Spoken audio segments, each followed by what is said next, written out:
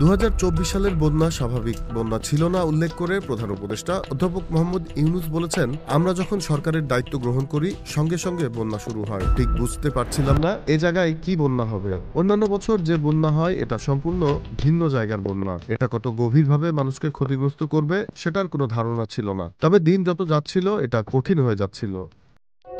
বুধবার সকালে প্রধান উপদেষ্টা তেজগাঁওয়ের কার্যালয়ে ভার্চুয়ালি অনুষ্ঠানের মাধ্যমে চট্টগ্রাম, ফেনী, নোয়াখালী ও কুমিল্লা জেলার ক্ষতিগ্রস্তদের ঘরের চাবি হস্তান্তর করা হয়। অনুষ্ঠানের প্রধান উপদেষ্টা বলেন, বন্যা বেড়ে যাচ্ছিল, সবাই ত্রাণ নিয়ে দৌড়াদৌড়ি করছিল, সাহায্যের জন্য সারা দেশ ঝাঁপিয়ে পড়েছিল। বন্যায় যারা বাড়িঘর হারিয়েছিল তাদের কোথাও যাওয়ার কোনো জায়গা ছিল না, তখন প্রস্তাব এসেছিল আশ্রয়ণ প্রকল্পের।